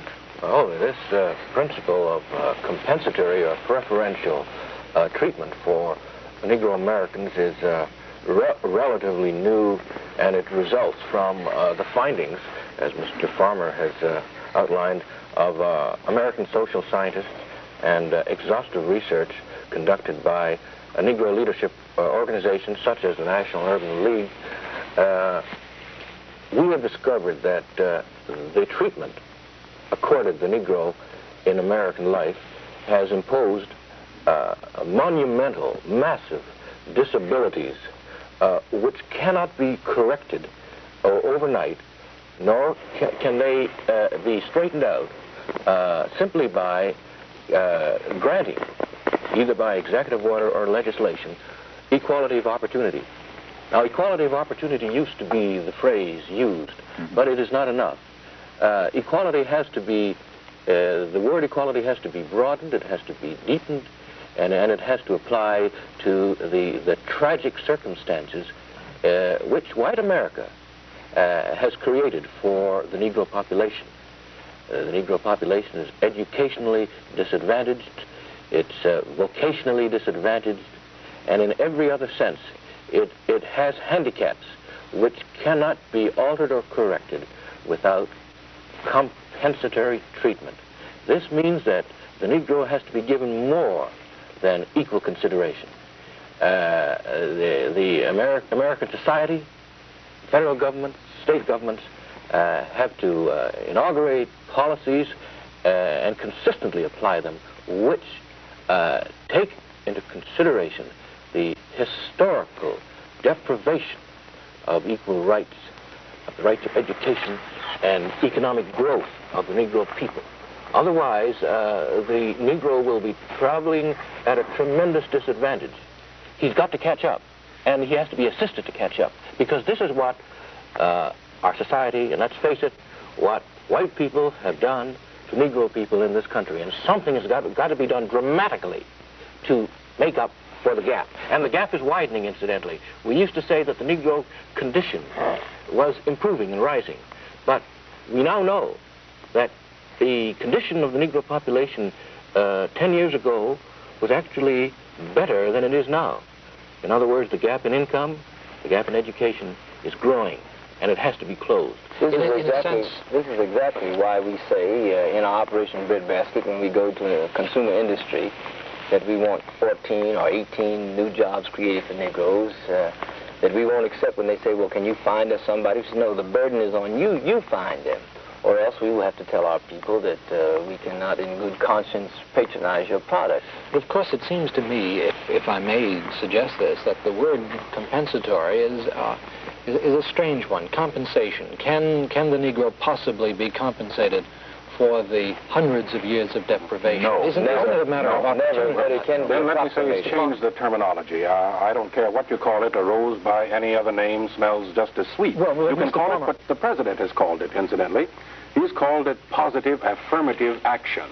The president stepped off of a plane once, and this was early in his administration, and looked, I believe, at one of the armed guards that was standing there, and noticed that there were no Negroes. He didn't ask, well, now, how many qualified Negroes have applied, and were they as highly qualified as the other people who apply? He called the officer and said, I don't see any Negroes here in the group. The officer said, well, Mr. President, no Negroes have applied. The president, as reported by the press, said to him, go out and find some. Now, we've been receiving special treatment for 300 to 400 years here. We've been receiving special treatment of a negative nature. Now we're asking for the kind of special treatment that is positive and affirmative. How will that special treatment be manifested in other areas, in housing and in education, for instance? May I say one thing about that housing? Yes, please. I meant to have said it earlier, but I think this principle of compensatory treatment should also apply to any action taken by the federal government in trying to achieve equality of opportunity or access to the national housing market. Now, this is one of my major criticisms of President Kennedy's executive order on housing. It applies only to housing to be built from the date of the order and future federally financed housing, whereas to give the Negro people of this country a fair break and really a chance to get into housing and to get out of ghettos, he should have included all housing that had been constructed with public funds. All federally financed housing should have been included, but he didn't. And this is what is frequently happening. When the Negro makes a gain, the gain starts as of now. But isn't it something less? Because the Negro didn't make the gain. See, as long as someone is giving you something, he can always take it back. And this is the mistake this is where our people are making the mistake. We are sitting, waiting for whites. Nobody gives the Negro anything. I don't mean it in that sense. Either in court or out of court, we've been sitting and waiting for the man to give us some concessions. Now, whenever you ask if you're asking the white power structure for jobs, that's only a temporary solution. If you ask the white power structure for housing, that's a temporary solution. As Mr. Farmer said, where the Negro used to ask for equality, now he's asking for more. He's asking for more than equality. Well, likewise, if they give us more than equality, 10 years from now, we're going to be asking for more than that because the problem has still not gotten a real solution. Mr. Moderator. Just one moment, let me finish what I'm going to say. As long as we accept a temporary solution, the problem will go unsolved. It'll be solved for you and me right now, but not for our children.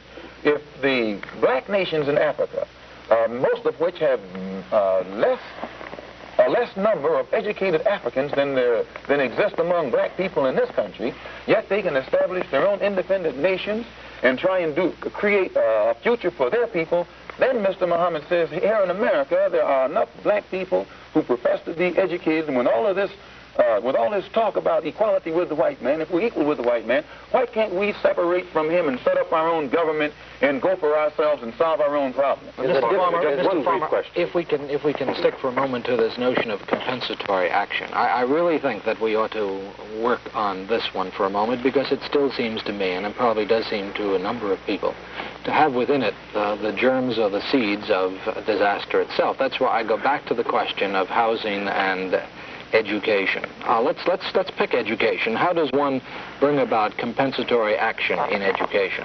By having better schools for young Negro children than for white children, if we are talking about integration? This is very simple. By providing remedial training in reading and in arithmetic, and by providing the best of teachers to these schools, which have deprived children in them. By now, when you say deprived children, Yes. you're not limiting this to Negro children alone. Of course, but the larger percentage of Negro kids are deprived than whites. And therefore, I think a larger percentage of the most skilled teachers are required in that section. All right, now I grant that, but the question I'm still trying to iron out, and I think Mr. Farmer has for me, is this question as to whether the compensation for discrimination and the lack of equality is to be another kind of discrimination or another kind of inequality. And I think you answer that in the negative when you say that in the schools that you would establish for the previously underprivileged or the underprivileged would include schools for children, not just Negroes, but Puerto Ricans and other underprivileged persons. Am I correct in that assumption? Yes, I think you're right there. I would not limit our employment demands to Negroes. I would include Puerto Ricans and other minorities throughout our country, which have been similarly discriminated against, though not for so long a period of time as Negroes. Puerto Ricans weren't enslaved. Yeah, this is a problem that stems from slavery. And this compensation, yes, sir, this compensation is coming to people who were enslaved by the white man for 400 years. The Puerto Ricans don't even fit into this picture. Well, they do fit into it. No, they do fit into it. The problem is the Negro problem. They're not lynching Puerto Ricans. If a dark-skinned Puerto Rican went down to Mississippi, he probably would be lynched too. As long as he Spanish, he wouldn't be lynched. No, they don't. It's the Negro here, and as long as he speaks Spanish or some other language, or if he ties his head up with a turban or something, he can go anywhere in Mississippi or in your home that he desires. You're not aware of the fact, are you, that African students have been arrested in our demonstrations in the South? When they speak French. When they have been mistaken for the so-called Negro in America, they've been arrested. What I'm saying is that many Puerto Ricans are mistaken for Negroes. I do not think discrimination stems only from slavery. Let me turn to Mr. Walker. I wanted you say that Mr. Farmer's idea of compensatory treatment of the Negro has portents of disaster. It does have portents of disaster for the system from which the Negro community is suffering. And over against that, I don't think Malcolm X's analogy of the nations in Africa and Asia that are freeing themselves, you have there on the one hand a black or brown majority, whereas the Negro community in America is a black or brown minority. And I don't think the analogy quite holds water, and this is why we... But your whole philosophy comes out of India. This nonviolent thing is based upon the 400 million Indians doing passive sit-down on 100,000 whites, and you use that. Well, in this country, you're still a minority, yet you're going to use tactics that was used by a dark minority in another land. I think this shows how little you know about nonviolence, because Gandhi began his campaign among the Indians in South Africa, who are a minority. And they're still and they're still a minority, and they still have the problem. But Gandhi's fame came from having gotten freedom for the people of India from the English, and he used non-violent methods, which means you have a great big dark elephant-type creature sitting down on a little white mouse. But here in America, you have a little black mouse trying to pull a sit-down, non-violent tactic on a white elephant. Mr. Chairman. Go ahead, just for a minute, and then I'll exercise non-violent methods to enforce a break. Just go ahead. Nonviolence is more effective when you have large numbers of people. That is what we've found out in Birmingham. It's what we've found out all over North Carolina. What did you gain in Birmingham? Now, wait a minute. Let me tell you what we've gained in North Carolina. What did you gain in Birmingham? Let me tell you what we've gained there. He can answer that. This was his campaign in Birmingham. Ask me about our campaign. What did you gain in North Carolina? Let me tell you what we've gained. We've gained jobs. We've gained open employment in Greensboro, North Carolina. One of the officials of the city who is in charge of employment has announced that hereinafter all city employment will be on a merit basis and there'll be no discrimination. A committee has been set up whereby grievances of individuals who feel that they've been discriminated against because of race will be dealt with. We are represented on that committee. In 6 cities in North Carolina, the theaters have desegregated. Places that serve the public in 5 cities have desegregated. And the whole state is becoming an open state. Now, wait a minute. Is it a gain to go to a theater for a man who hasn't got a job? It's a gain to get a job. It's a gain to get a job, and it's jobs that we're providing. Now, it's a gain also to go to the theater. It's a gain because it's not the theater so much, it's not the cup of coffee at the lunch counter. It's the dignity that a person achieves. Is it a gain to have a business over on the other side of the tracks to which you can go, but when you walk downtown, you're discriminated against and cannot go there. What I say, Mr. X, is that all places that serve the public, black and white, must serve all members of the public. We are members of the public, whether you want to admit it or not. If we're not members of the public, then what are we? Why do you have the race problem in this country if we're members of the public? We're members of the public, and that's why we are trying to wipe out racial discrimination. You'll never wipe it out with a desegregated theater. Well, I we're may wiping not, it out with jobs. May I, however, ineffectually, over the past 60 seconds, try to have a break now, and we'll be back in just a moment.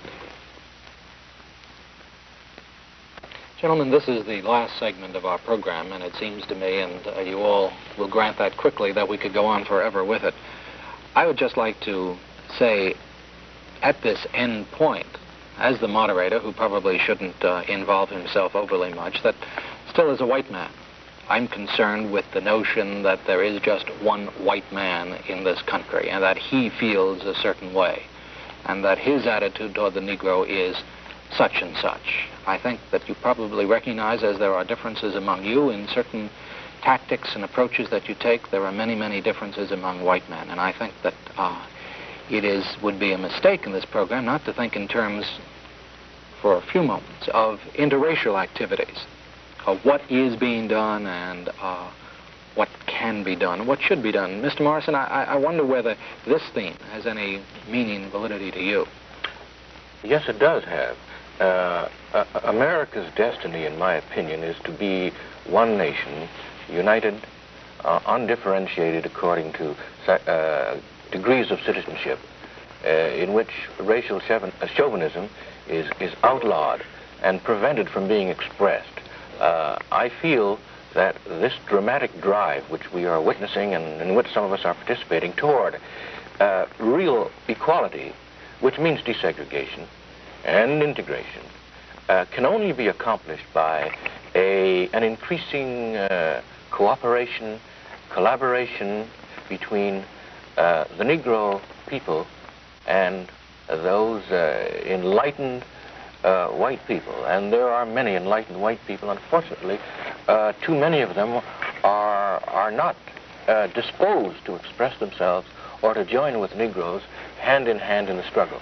We have here tonight two men, Mr. Farmer and Reverend Walker, who represent organizations that are founded on that principle, that white and Negro Americans can join together in this great crusade.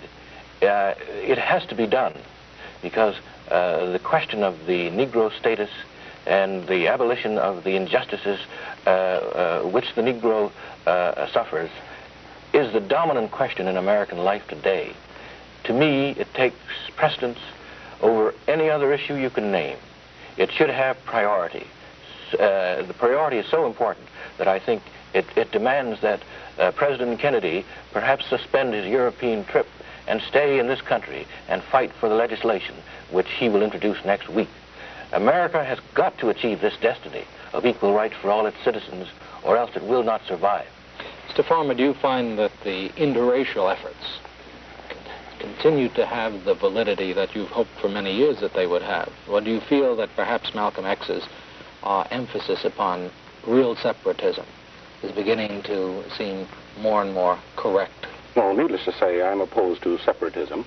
Now, I do not say that Harlem and 100 Harlems throughout the country should be destroyed or Negroes cannot live together.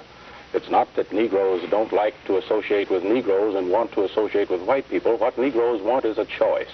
They want to be able to live in gorgeous gardens if they choose, or a lovely lane. They may not choose. They may choose to live in Harlem, as many of them will. So we ought to clean up the problems there. Now, this is the approach that CORE takes, and CORE is an interracial organization, always has been. We feel that this problem is not just the black man's problem. It's a problem for all Americans, whether white or black. All of them suffer.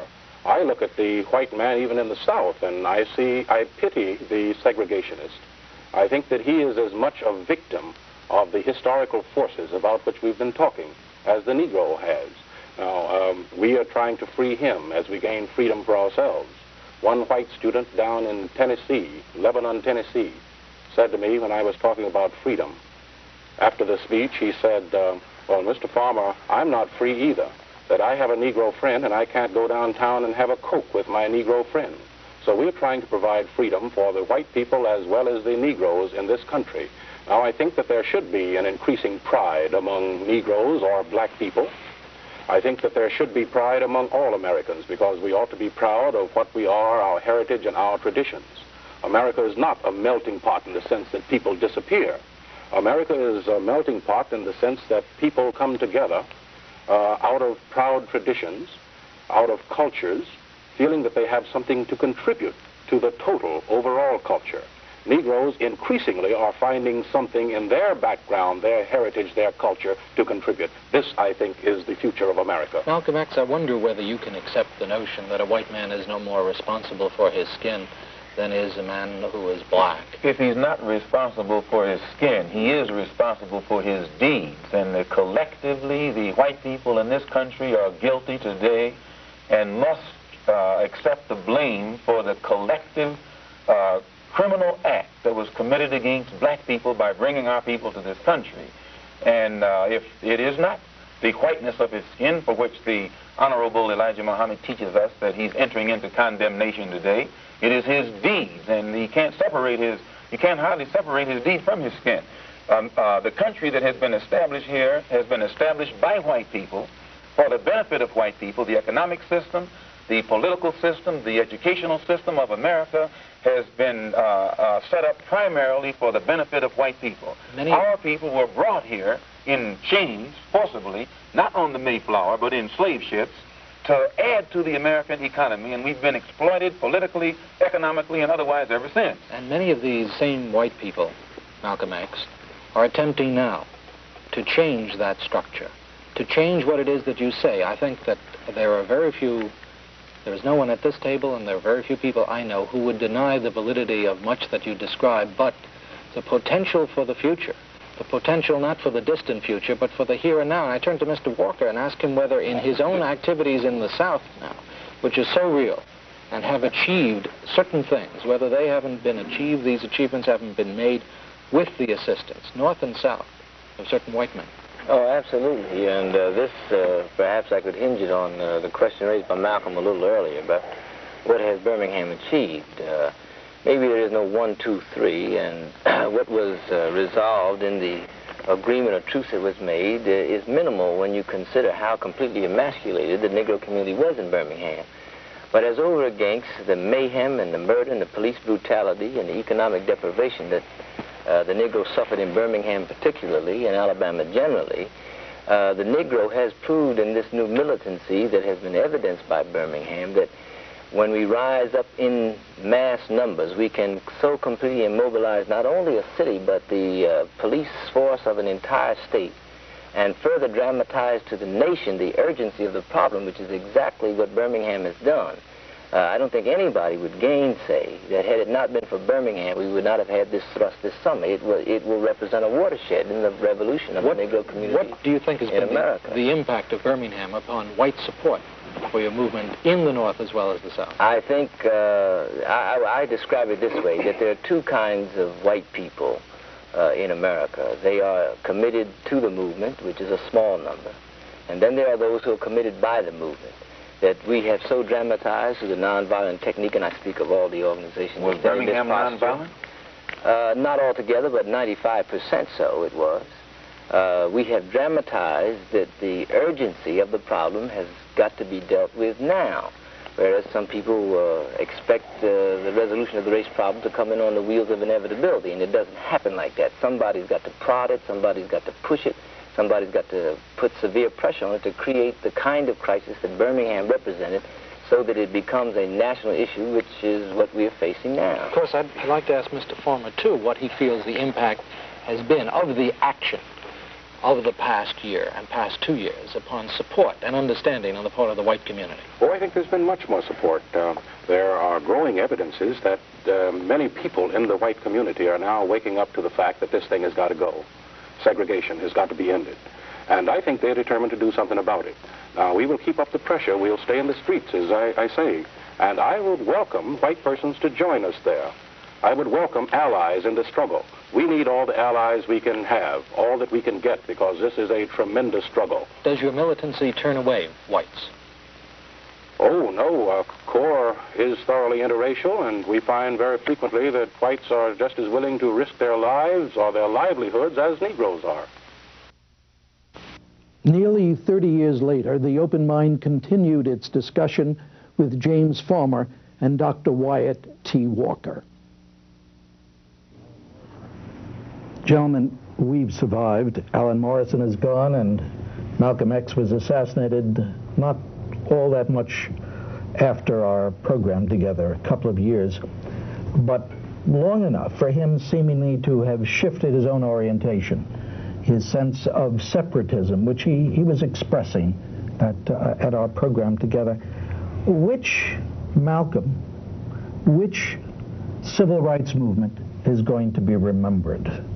The separatist, the integrationist? Well, I think and I do not choose to call the phrase integrationist. I think it's desegregationist. I think that's the movement that's going to be remembered. And there was a large cadre of us who were not concerned about being with white people to give any kind of affirmation to ourselves, but to be sure that there was a guarantee that we as American citizens had access to everything else all other Americans had access to. But the verbiage of the media in that time, you know, in a sense brainwashed people's opinions, but we were more desegregationists than we were integrationists. Do you object to that word, Jim Farmer? No, I don't object to it. I think it has been redefined and needs further redefinition. It seems to me that what has happened is we had thesis, we had antithesis, and we now have synthesis. Malcolm moved closer toward the civil rights movement after his return from Mecca. Absolutely. And the civil rights movement moved closer to Malcolm, with black identity becoming a part of the civil rights struggle. So the mainstream of the United States civil rights struggle today is part integrationist and part black identity and Afrocentrism, if you will. This is a combination of the two, and that's what will be remembered. And successful? Well, I don't subscribe to it being successful. I remember the morning that I stood by the Washington Monument on the Great March in '63, and I really believe with all my heart that the beloved community was just around the corner, 7 or 8 years away.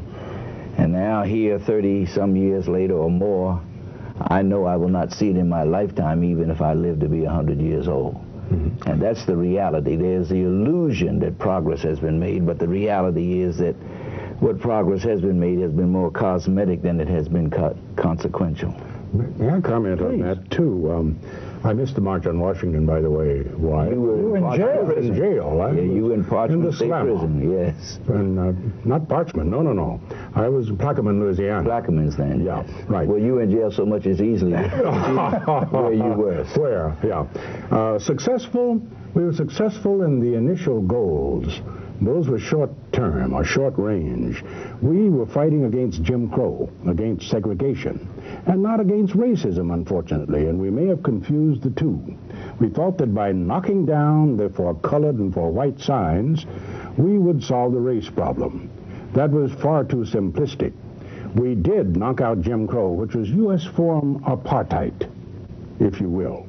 But what remained was racism, and that's a concept, that's an idea, that's a belief that the skin color and hair texture has something to do with morality, with character, with intelligence, and other human qualities. That remains with us. Racism is here, and now we've got to exert the same kind of energy and diligence in fighting against racism as we did in fighting against Jim Crow. Yeah, but Dr. Walker seems to feel that's not a battle that's going to be won.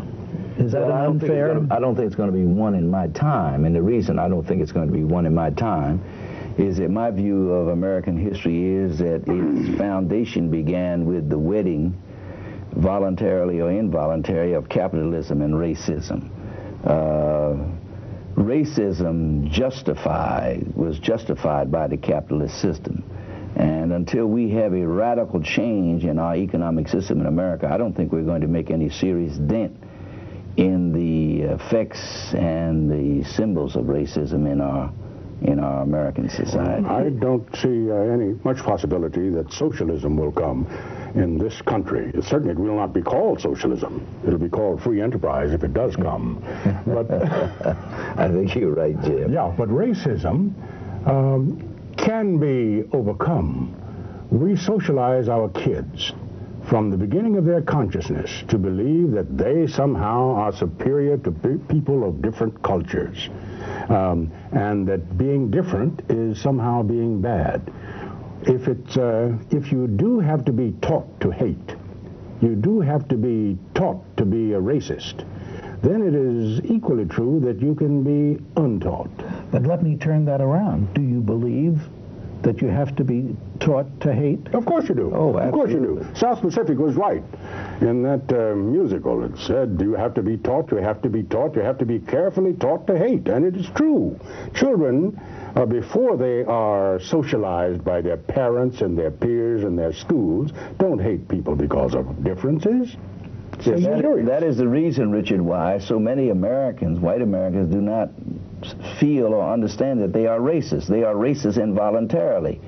It's the way things have always been, and they think they're being American, and if you're American, you are racist. Now, may I say, one of the things about Malcolm was that in his pre-Mecca days, he believed that white racism was genetic. In other words, they had it.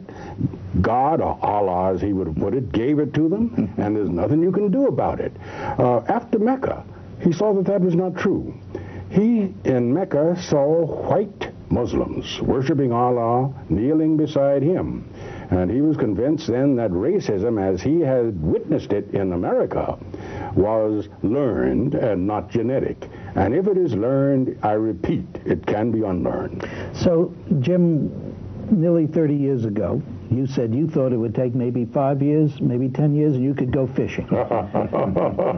When I remind you of that, Wyatt is right. I'll go fishing in the next life now. Yeah, both of us were more optimistic about the possibility of change in American society than we needed to be. And I confess in this redo that Malcolm was more accurate about an assessment of where America was on race than we were at that point in time. Yes, but the funny thing is he began to change his position. Well, Jim has been given a very clear analysis of how the two strains of philosophy move toward each other. And I think he's absolutely accurate in that regard, is that the civil rights movement as we knew it in the 60s, incorporated as a part of it its black identity, Afrocentrism, and Malcolm softened his position about all white people being blue-eyed devils. And that's an absolutely clear and straightforward analysis of what has happened. The side effect has been that with the rise of ethnic pride, somehow, in a bizarre way, the ethnic pride of blacks has induced in other ethnic communities, it has sharpened their resentment and hostility toward people who are not like that. That's true, too. I do want to emphasize that we made some changes. Wyatt made some changes. The SCLC made some changes. And CORE did, too, in this country.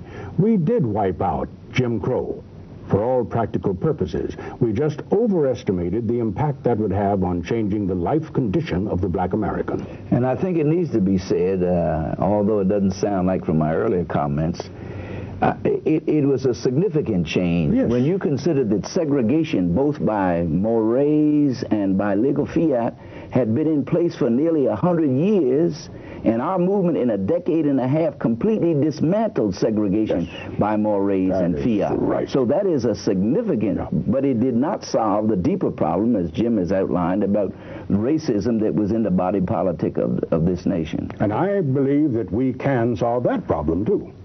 You think there are going to be there'll be Malcolms out there, Malcolm then, when we all were together nearly 30 years ago, who will say that's more soft-headed thinking. That's more pie in the sky by and by. But the second Malcolm, from the time of his visit to Mecca would say that's not pie in the sky. It can be done. Is that so true? Yes, Was it that is true. disillusionment on his part? No, it is true. It can be done, but it has to be done with intentionality and aggressiveness on the part of our government. And our government has never been intentional enough nor aggressive enough on seeing to it that every American citizen is guaranteed the right of access to everything all other Americans have. And I cite as an example the fact that we've had in the climate of America a change in the position of the Supreme Court, where they have all but dismantled affirmative action programs, and you had these so-called anti-affirmative action Supreme Court decisions, you know, and a president whose name I don't want to call, who talked about a quota bill, you know, all kinds of rationales in order to deter and to obstruct the free access of every American to everything all other Americans. But maybe President-elect Clinton, I will call his name, yes, will have a different point of view and will take a stronger stand. Well, he's made an important statement today or yesterday that the Haitians, whom the gentleman whose name I don't want to mention turned away, that they will be received. Maybe he can take the leadership then in starting us off on the right track in fighting against racism in this country, as we fought against Jim Crow years ago. Let me ask a stickler question here.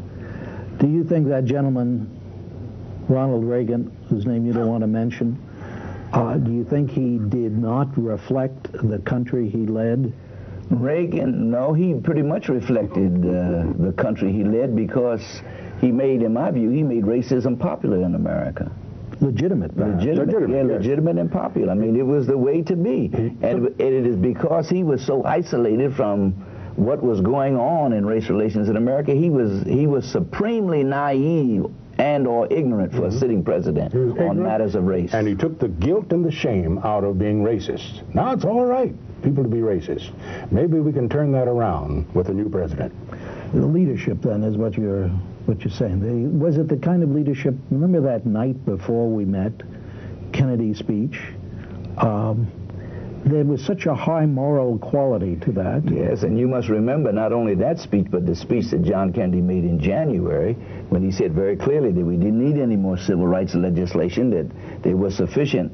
And it was our movement which turned John Kennedy around. It was Birmingham, specifically. Birmingham specifically turned him around on the matter of the need for new civil rights legislation. The King and Wyatt Walker demonstrations in Birmingham. We had a lot of help, Jim. You were there with us with your troops as well.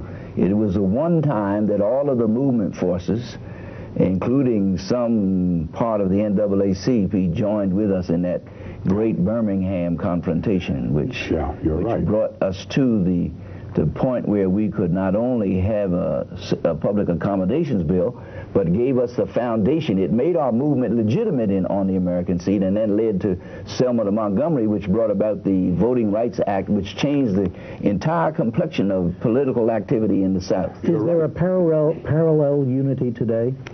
Well, you have a fragmentation. For instance, CORE went off the deep end in nationalism. They did not... They didn't stay there. They went to right-wing republicanism after that. Yes. How did you let that happen? I didn't let it happen. It happened after I'd left. It was infiltrated. It happened after McKissick, my successor. Yes. And now what do you feel? We have 30 seconds left. Gentlemen, optimism? SCLC has been forced into being a regional organization. We do not really have a national civil rights movement. No. But the hope is that you do have local civil rights activities, which is very bright and very dynamic and very energetic. And that's the hope for tomorrow. I suppose the hopeful note is reflected, repeated in your own thinking. Yes, I'm hopeful. I'm hopeful that we can get together now. The organizations don't have a sense of objective. We don't know where we're going specifically. And that's partly because we failed to have long-range planning. Yes, I have said that the Achilles heel of our era, Jim, is that we were so optimistic that we did not train the next generation to take over for us when we passed off the scene. Gentlemen, maybe this program today will help bring you back as examples and leaders. Thank you so much for joining me today, Jim Farmer, Dr. Wyatt T. Walker. Jim Farmer is gone now, too. Dr. Walker survives, as does the problem of race in America.